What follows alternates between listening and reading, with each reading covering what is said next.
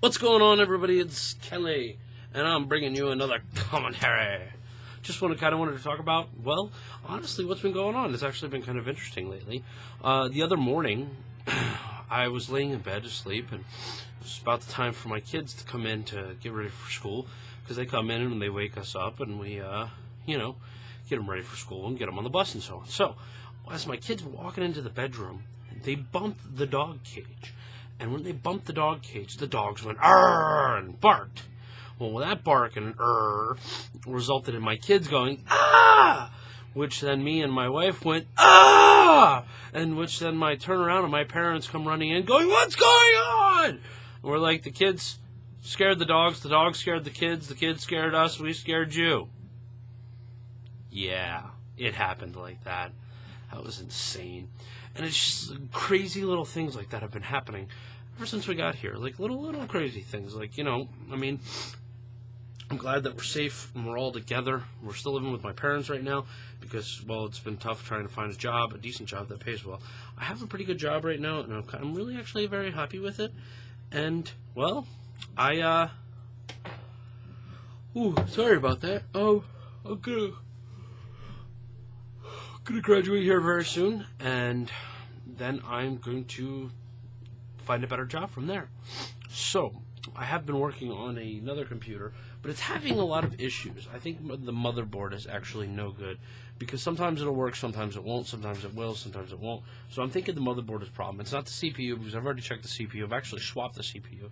I've tried multiple sticks of RAM.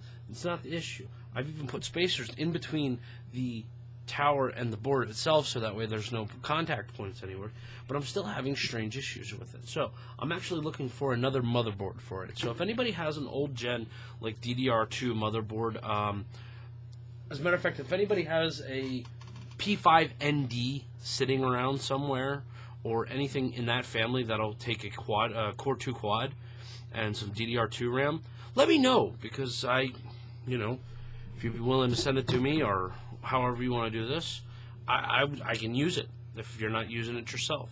So that would be really cool to get this computer up and running. And in February-ish or March-ish, with any luck, I will be able to purchase the other computer that I want to build. It's going to be an i7. I think it's a 4770K i7. Pretty sure I said that right. 16 gigs of DDR3 RAM.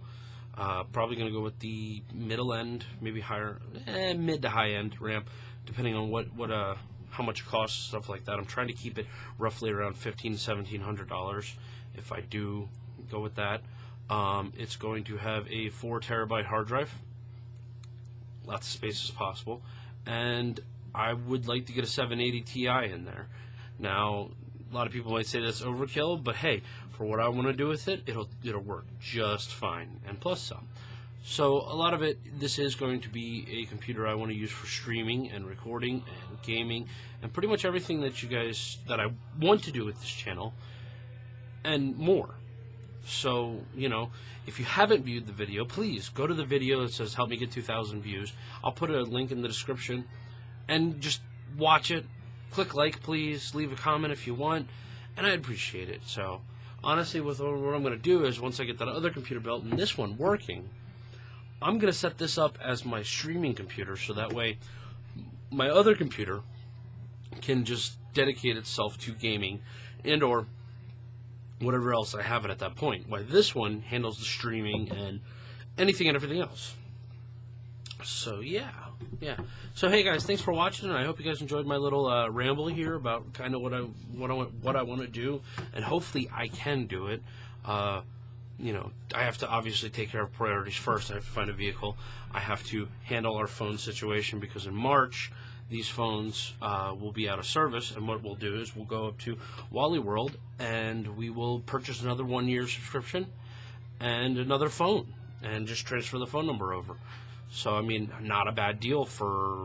We spent last year $1,400 roughly on 2 phones and 1 year of service for each phone. So you think you think that sounds like a lot, but it's $150 a phone, making it $300 for the 2 phones, and then $495 for 1 year's service.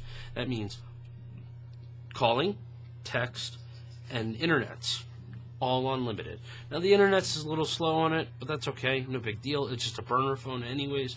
So hey, but that's kind of the plan we're sticking with right now. We're going to keep the numbers, and we're going to transfer it up to better phones. So yeah. Thanks for watching, guys. I know I kind of got a ramble there, and I will catch y'all later.